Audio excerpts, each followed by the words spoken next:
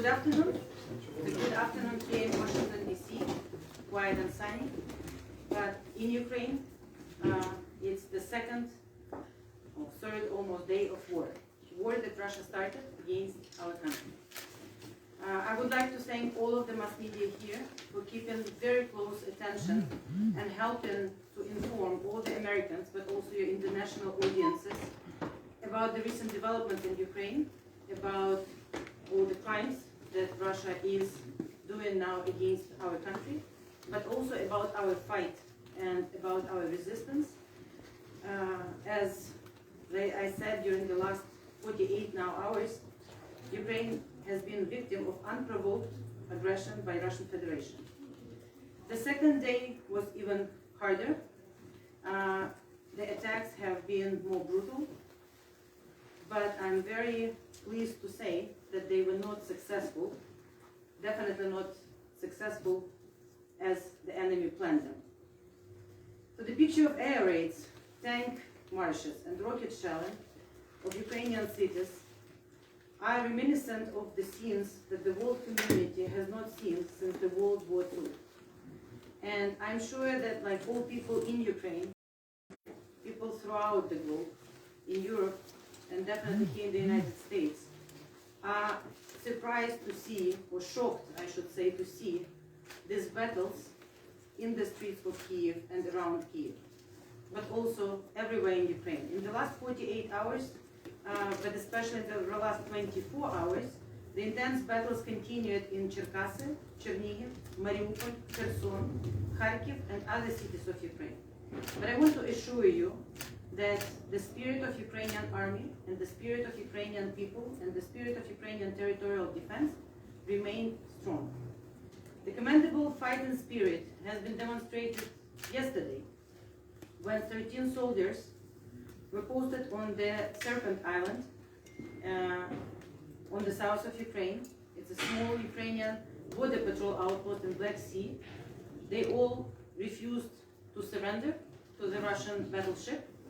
They all were killed, and our president just recently said that all these 13 people will be the heroes of Ukraine, and they will be recognized as heroes of Ukraine. But moreover, every Ukrainian, woman and man, who are fighting today for our country, they all are heroes, and we all are defending our home. The enemy is clearly surprised by the resolve of the Ukrainian armed forces and volunteers to protect integrity of our country. We see that they didn't advance the way they planned.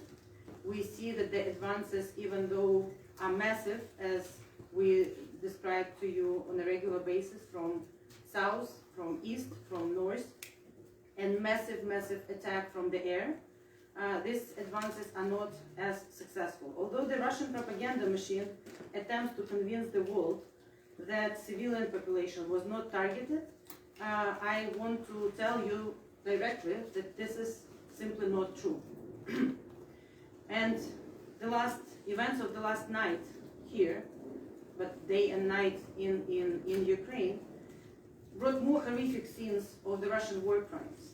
So, first of all, we have many people right now not living their day-to-day lives, but actually spending the majority of their time in the basements or taking shelter in the metro stations or other safe locations. The Russian Hail multi-rocket launcher system hit residential infrastructure in Ohtyrka town in Sumy Oblast. Several children were heavily wounded. As a result of this Russian shelling in Ohtyrka, the strategic gas pipeline also got under threat, and we already warned all the proper authorities about the potential risk, not only for Ukraine and for that region, but in general for this critical civil infrastructure for the entire country. The enemy also hit the orphanage in Vorzel, Kyiv region, where 50 children were in the orphanage at that moment. And it's only with God's help that these 50 children were not harmed and were not killed during this attack. Several ambulances in Zaporizhia, Kyiv, and Donetsk Oblast were also hit by the enemy. In the attempt to cover up its crimes, from their own people, because we all know the truth. And I know the information everywhere in Ukraine, but in Europe, and especially here in the United States, is open for the public, but they would like to cover it from their own people, from Russian people. So today the Russian authorities have decided to partially limit access to Facebook in Russia, yet the international community already documented these crimes to prevent necessary evidence, to present necessary evidence against the Russian government, and our prosecutor general is collecting all the data and preparing it all for the international tribunals. We are particularly concerned by the situation in the Chernobyl power plant. We were informing the world starting from yesterday that there were fights for this power plant and that Russia completely took over the Chernobyl power plant and the exclusion zone yesterday. We're even more concerned because they took hostages 92 members of the operational personnel of Chernobyl power plant, and contrary to the rules of how the personnel should work in shifts and all the very, very strict and regulations that they are not observed right now, and all responsibility for the Chernobyl power plant is now lies on the Russian forces and Russian army. But we are very concerned that the Chernobyl shelter is under threat of any type of random attack by the Russian Federation. So we are calling for all the international friends and partners to keep a close eye on that. Despite, again, all these activities, and despite the fact that Russian Federation increased the attack on all Ukraine, the Ukrainian armed forces managed not only to keep the situation under control, but significantly stop the Russian army and the advances of the Russian army. In the last 2 days together, we have destroyed 80 tanks, 10 airplanes, 7 helicopters, and 516 armed vehicles of the enemy. And as the result of Mr. Putin's decision to send Russians to kill Ukrainians, 2,800 of Russian soldiers will not be going back to Russia. Again, Ukraine is a peaceful country. We worked really hard to stop and prevent this war.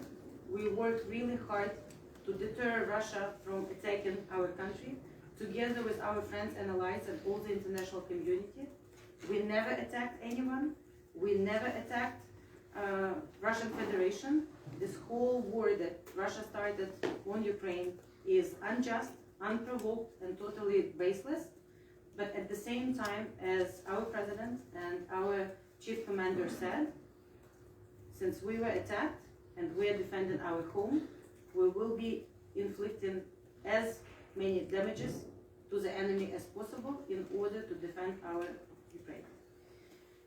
I would like also to say today how thankful we are to all of our friends and allies, and especially to the United States, our strategic partner, but I guess I should say our strategic friend.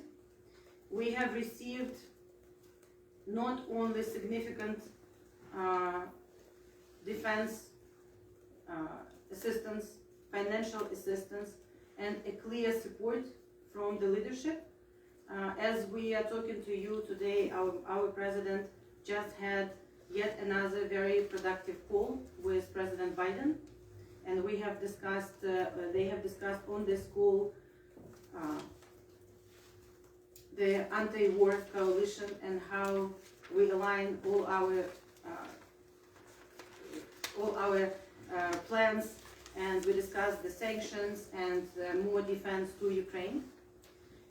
But we also see that this anti-war coalition, which now includes 73 countries and 9 international organizations, is working hand in hand and very united to not only support and defend Ukraine, but also to support and defend the international law and support and defend the simple principle that any country that decided to be independent, to be sovereign, to be a democracy, to live how we would like to live in our country, has the right to do so without being attacked by a military power, by a nuclear power.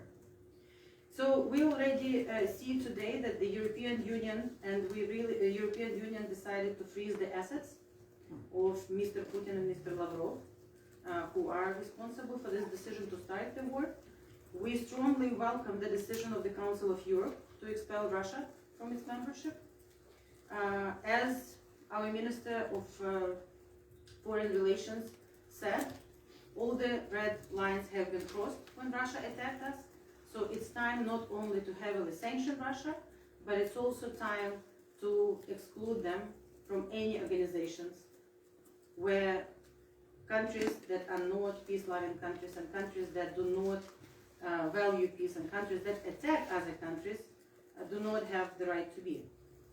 We are also thankful to all other friends and allies. And, you know, I don't want to miss someone here, but European Union, Canada, Great Britain, Poland, Estonia, Latvia, Lithuania, all of you, thank you very much for all the support. And of course, we are working, we're grateful for this support, and we're working very closely with all of them in order to receive more support and in order to strengthen the sanctions against the Russian Federation. Because as much as we see that the strong sanctions are implemented, they are affecting Russia already, but their behavior didn't stop. So the more strong sanctions should follow, and we work with our partners on that. On the additional measures, as I said, you know, anything that would, we are focusing now on 3 key areas and we're helping all our friends and allies to work on those key 3 areas. One is punishing Russia for its action. Strong sanctions, strong messages from all international organizations, excluding Russia from all international organizations. Also, severing the diplomatic relations with Russia, and we see that some friends and allies are already there. We have to together say no to military aggression against one of the European countries in the middle of Europe. The second very important point is defense support to Ukraine. Our brave men and women, all of us, and since yesterday we have the overall mobilization in the country, so all Ukrainians, according to the decision to our president, supported by Ukrainian parliament, all Ukrainians are defending the country at the moment, either in the armed forces or territorial defense or everywhere where the help is needed right now. And we need all the support we can get from all of our friends and allies so we can sustain this defense action. And the third is, of course, the humanitarian assistance and financial assistance that we need in order to take care of our people who were forced to relocate within Ukraine, people whose daily life has been interrupted, people who have been wounded, and people who have to continue their lives and support our military, our armed forces. And I would like to finish with saying that we are thankful to those Russian citizens who yesterday, in the last 2 days, went to the streets of Moscow and St. Petersburg to protest against Putin's attack on Ukraine. Not as many as we would like to see, but we would like to say from Ukraine that we see you, and we noted that protest, and it gives us hope that this attack will not only be stopped by us and all the civilized world, but there are forces in Russia, there are citizens in Russia who do not want and do not support the brutal attack on its neighbors. Thank you very much, and I would be happy to answer questions. Ambassador, excuse me. Hi, I'm Sharon McKelvey with the BBC. President Zelensky said that citizens in Ukraine should use Molotov cocktails to defend their homes, and the Ukrainian defense minister has asked Congress for additional Stingers and anti-aircraft weapons. Can you tell us what progress you're making in convincing Congress to give you the equipment, the military equipment that you're requesting? Thank you. We are We have very productive discussions with the United States and with all of our friends and allies. We will be informing, of course, when there are decisions, but I want to say that, that the help that the United States has provided Ukraine, the 650 million worth of defense support in 2021, which is the highest number since 2014, and all the discussions that we have and all the support that we have from the United States right now is at a very high level. So we are working closely with our friends and colleagues here on the additional support. Madam Ambassador, what was your reaction to President Biden's remarks yesterday, and when did he and President Zelensky last speak? You said that they spoke. Do you know when that last conversation was? The last conversation was just a couple of 10-15 minutes ago. So if you would take a look, there is a tweet from our president, just a recent tweet about it. And you have to understand, the situation is very tense in Ukraine. And as you probably saw from the President Zelensky is tweeting and also doing the video messages to keep Ukrainians, but also to keep the rest of the world informed about what we're doing. President Zelensky is in Kyiv, together with the head of our government. Just recently, they put out a video in front of the president's office, essentially with a very simple message, saying we're here, we're in Ukraine, we're in Kyiv, we defend our country, and we intend to continue doing so. And my second question was, what were your reactions to President Biden's remarks yesterday? Do you think that he went far enough with President Putin? Well, we are grateful for the sanctions. If you look at the sanctions, it covers a very broad range of topics. As a former Minister of Finance, I was very happy to see the sanctions against major Russian banks. I was very happy to see the export controls. I was very happy to see the personal sanctions and all of that. Now, we also heard from President Biden that it's a first wave of the strong sanctions package. So our reaction has been voiced by our president right away. We're very thankful for this very strong sanctions that will be heard and felt in Russia, and we look forward to the next waves. Madam Ambassador, do you think, on her question, will those sanctions be strong enough? What is your impression as far as will that do what it needs to do to get the Russians to step back? Look, there is only one person knows what we need to do for him to stop, and it's Mr. Putin. He's the one who started this war in 2014. He's the one who started this war in 2021 with the escalation. He's the one who started really hot, full-fledged war right now.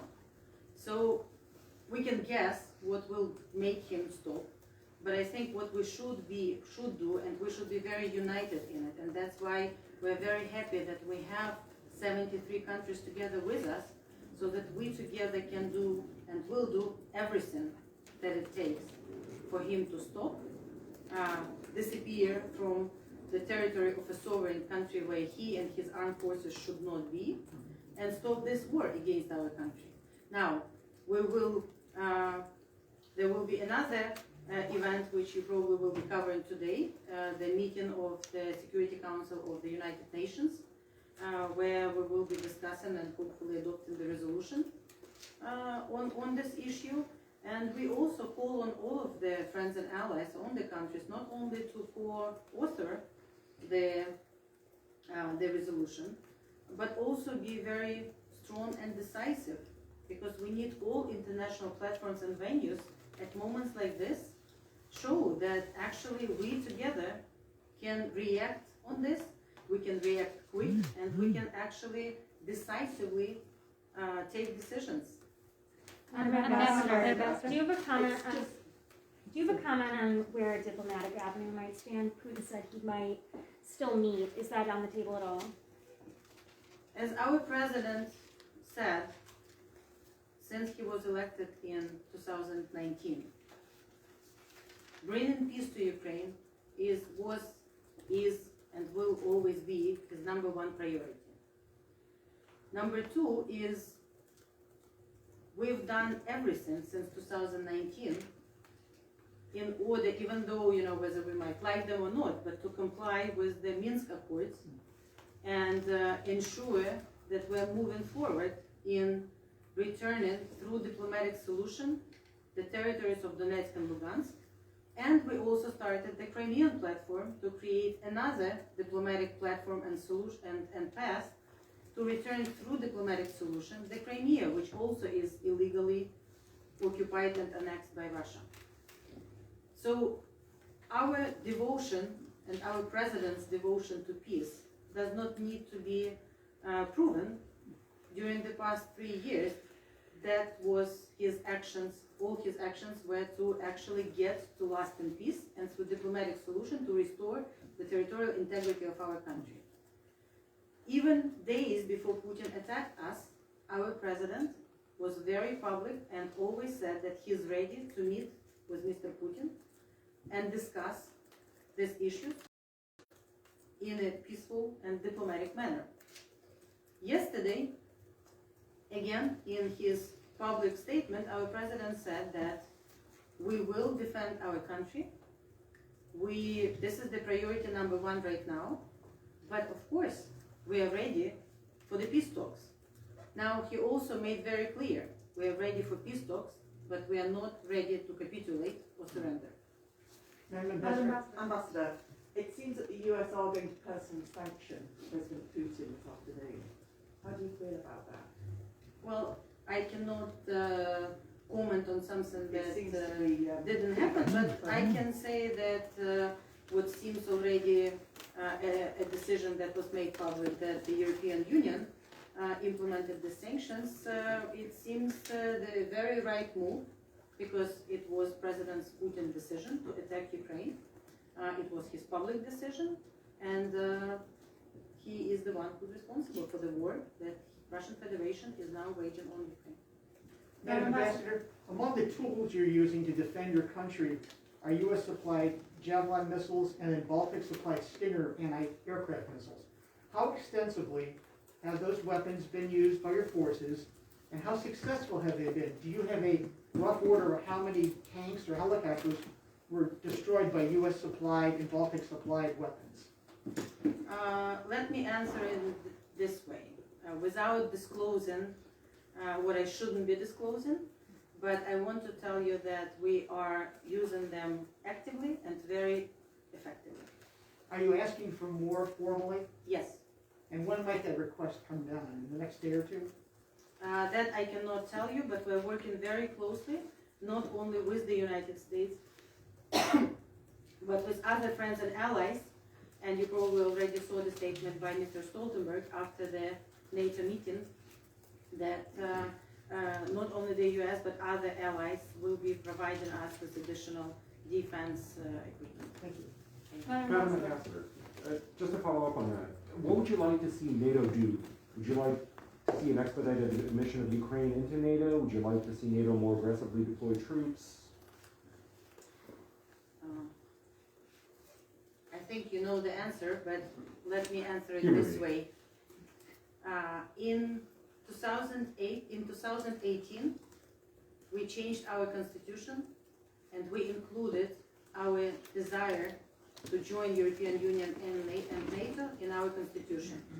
Our parliament did so because the majority of Ukrainians, 62%, actually support Ukraine joining the NATO. Now, NATO is an alliance, and we need the decision of all 30 members to accept us. And we have been on a very strong path towards working with our friends and allies in NATO on our plan to, in the future, become member of NATO. In 2020, Ukraine became the EOP partner with NATO, and that allowed us already to cooperate in so many areas, from training to getting our army more NATO compliant, to transforming the country. Because again, contrary to what Russians think, NATO is not a military alliance. NATO has so many other cooperation paths, especially focused on the rule of law and democracy and everything that we will be able to discuss with all of you when the war is over and when my country is free from the attack. But right now, of course, priority number one is to defend the country. So we are talking to all of the friends of allies, whether they are members of NATO or not members of NATO, to provide us with all the security and defense capabilities right now. And, as a citizen of Ukraine, of course, I hope that we soon will win, that the peace will return to the country, and then we will return to the discussions of so many strategic issues and items on the agenda, including the NATO membership. Now, Ambassador, do you have an update on civilian casualties? And a second question, I've seen some Ukrainian activists call for a no-fly zone to be imposed over Ukraine. Is that something that your government is planning to ask for, or that you would support? Thank you. On the casualties, I do not have the numbers for you right now. You have to understand that we are collecting the information from everywhere, and I just want to only use the numbers. So as soon as closer to the end of the day in Ukraine, we will have the numbers, and we would be happy to share it with you. But it has been very hard this day, especially when Russians deliberately targeted some of the civilian infrastructures and hospitals and the emergency rooms and others. It has been very hard. A no-fly zone. No-fly zone. Well, there are so many things we are talking about with all of our friends and allies. And of course, as a country that is attacked, is fighting for our existence right now against a much stronger enemy, we are discussing and we are asking our friends and allies for any type of support or any type of sanctions or restrictions that they might provide. Now, I will not be discussing the specific of them, because I think it's also very important for us to stay united, to discuss them and implement them when we all agree on what is it that we together, as the anti-war and anti-Putin coalition, are ready to do. Madam Ambassador, can you give an update on the security situation in and around Kyiv? How are you holding out? How long do you expect you can hold out for? Well, Kyiv has been Ukrainian for the past couple of thousand years, and we intend to keep it for the next couple of thousand years. But the situation in Kyiv, of course, is very difficult right now. There has been air assault on Kyiv. There is destruction of the civilian infrastructure. There were groups that tried to get into Kyiv, and some of them got into some parts of Kyiv. So there was a combat in some parts of Kyiv, but Kyiv is fully under control of Ukrainian armed forces, the National Guard, territorial defense, and even though the situation is remain tense, because as we all heard from Mr. Putin's speech, that is his goal. His goal is to attack all Ukraine, his goal is to capture Kyiv, and his goal is to have a pro-Russian government in Kyiv. Now, all three of those, we Ukrainians not only believe is not possible, but together with our armed forces, we are doing everything possible to prevent that from happening. Madam Ambassador, last night the President said to EU leaders that this may be the last time that they see him alive. With that in mind, is President Zelensky still in Kyiv? Does he plan to stay there? Is there any discussion of him sort of retrenching to the west or going somewhere else? President Zelensky is in Kyiv. He regularly records the messages from Kyiv, and he intends to stay there. And our armed forces also intend, as well as all people who live in Kyiv, to fiercely defend our capital. Madam Ambassador, You talked about the possibility of a meeting with Russian President Putin. To what extent, does your government believe that that's a legitimate offer to speak, to negotiate? I know you said not to capitulate, but the idea of Minsk as a venue in particular, does that strike the Ukrainian government as a legitimate option? Well, the only thing I can say now is what our president said, that at any stage we are ready to, of course, for peace talks, but we are not ready to capitulate or we are not ready to surrender. When we will have, or if we have more information about that, because we only heard what we heard, like you in the press. But there have not been any direct communications about potentially setting anything up, even through an intermediary? Nothing I can share with you now. Thank you. More questions? Can you authenticate that the now famous audio clip from Serpent Island is authentic? The F Russia, is that an authentic tape or is that disinformation? It was shared by our commander-in-chief, and we're proud that those 13 military men responded like they should have responded to a proposal to surrender. So you're authenticating that as an accurate tape, audio clip. It's not made up or after the fact. Well, you know, being in Washington D.C., I cannot check personally, so to authenticate. But yes, it's it was shared by the official sources of Ukraine. Okay, thank you. Just to follow up on the disinformation, we've heard warnings that Russia would attempt to demoralize Ukrainian forces with false reports of surrenders or anything. Are you seeing any evidence that that is occurring? We see the attempts, but we know that so far during the 48 hours, only people who surrendered, and we have it on the video, and we have actually them in captivity, are the Russian forces. So we also would like here to ask all of you to take information from the official sources from Ukraine, our commander-in-chief, our territorial defense, our armed forces. They all are very active and putting all the information in Ukrainian, English, and other languages, and we also duplicate it on the embassy resources on a regular basis. So please take it from there, and our security service is also monitoring closely all the disinformation attacks, because again, this attack, even though now we all focus, of course, on the direct military attack, but the hybrid attack didn't disappear from there. So they're trying to spread the disinformation, they're trying to spread fakes, that's why in Ukraine, and I also want to tell you that all Ukrainian channels now work as one. They united not only our political parties, all united, not only our parliamentary groups united and worked together in light of this attack, but also all the TV stations in Ukraine now work together and provides our citizens with the up-to-date, correct information on a regular basis, plus informing citizens what they should do, where they should go, what are the numbers to contact, also on a regular basis. So, we know that there is a lot of many disinformation efforts, but we seem to battle them quite successfully for the moment. And Madam Ambassador, on Chernobyl, have you received any guidance from the United States or NATO,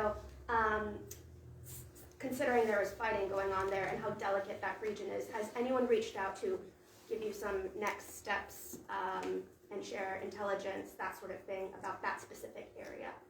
Well, we are reaching out to everyone, and we are informing everyone and all the regulatory bodies that have to do with, especially the nuclear stations. Again, nuclear industry is quite large in Ukraine. A large portion of our electricity generation is nuclear. We have quite a number of power plants. That's why we put special emphasis on guarding them against the enemy, so that we responsibly can run them even during the time of these attacks. So with the Chernobyl plant, our National Guard fiercely defended it until it was taken over. But again, in defending these plants, we are trying to be very responsible and careful so that there is no damage to it. We cannot say the same about Russian Federation, so that's why we are warning, and that's why we are reaching out to everyone. So this is the issue that has to be discussed, that Russia has to be specifically pressed on this particular topic. And have you got a Пані посол, response from anyone? Пані посол, скажіть, будь ласка, багато українців зараз Сполучені Штати сказали, нададуть притулок, якщо це потрібно українцям. Але багато хто хоче повернутися додому, але не може. Зараз повітряний простір закритий, у когось, можливо, закінчуються візи. Як діяти в таких ситуаціях українцям, які застрягли, заблоковані зараз тут? Would you like me to answer in English or in Ukrainian? It doesn't In matter. Ukrainian, I can stay Okay. and answer later on. So that, but the question was that many Ukrainians are leaving the country now, looking for essentially saving their children from the attacks. And some Ukrainians want to come back, but because there is no air flights to Kyiv, it's also difficult. So, and the question was what we can recommend as the embassy. So first I would like to ask all Ukrainian citizens here in the United States, be in contact with the embassy, our consulate here in Washington DC, but also in Chicago, in San Francisco, in Houston, and in New York, are working 24/7. We also at the 24/7 regime like all Ukraine right now. So any questions that Ukrainian citizens have here, please contact us. We would be happy to assist. Second, yes, there are many Ukrainians who are actually coming back home now to fight for their country. And even though there are no flights, they are all flying to the closest European places, and there is no problem with crossing the border. So we know many Ukrainians who, as we speak, are flying back home and will be in Ukraine through any checkpoints on the western border. And on people who are taking the kids out, and we're very grateful to the neighboring countries for the help that they're providing these people while they temporarily leave the country. Now it's understood that if it's old people or women or small kids, we value every life of Ukrainian, and we would like to protect every life of Ukrainian. So we are making everything possible. Plus, the Cabinet of Ministers of Ukraine today had a special meeting, and they actually, made it easier to deal with quite a number of procedures and processes that are required to get the humanitarian assistance into the country, so that we can be more effective in supplying our people. And we are working with the United States, by the way, actively through USAID, and I had a very productive call yesterday with Ambassador Power, who's coordinating the assistance that the US can provide us on this very important work. Ambassador, on that note, can you give us an update about the humanitarian situation? How many people have already been displaced? What specific requests are you asking for from the US?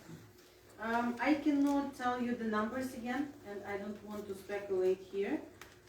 But on the humanitarian assistance, again, we have a couple of ministers, the Minister of Social Policy, the Vice Prime Minister on reintegrated territories, and Vice Prime Minister on European integration. They together, under the orders from the President and Prime Minister, are working now on actually putting quickly together the needs, getting the supplies that are necessary, and of course we have to, we are working how to spread it within the country quickly. Madam Ambassador, you said that President Zelensky is in the country and with no plans to surrender. Is he willing to fight to the death? Like, what is the exit strategy or point, what's the point of surrender? The strategy the President and all Ukrainians have is to fight until our victory. And we would like, together with our friends, allies, and partners, and definitely together with all of our armed forces, to get there faster, so we are not losing the bravest and the best that we have in our armed forces. Madam Ambassador, how many of your military have been killed to date? You said 2,800 Russians won't be going home. How many of your soldiers have died? We will have the number later on, so I only have yesterday's number, and I don't want to share the old information. Fair enough. Madam Ambassador, on the call that happened with President Biden today, do you have any other insight you can share on how that went? I know we saw the tweet from President Zelensky, and then also, are you getting the intelligence? Are the allies sharing enough intelligence with Ukraine and getting everything they need in that way? Well, Are you asking for more? I'm sorry. the call has been very productive. You saw the tweet. The president said the president expressed gratitude to the U.S. for the support, and we discussed the 3 items which are the important items on the agenda: the defense supplies, the sanctions, and other items on the bilateral agenda.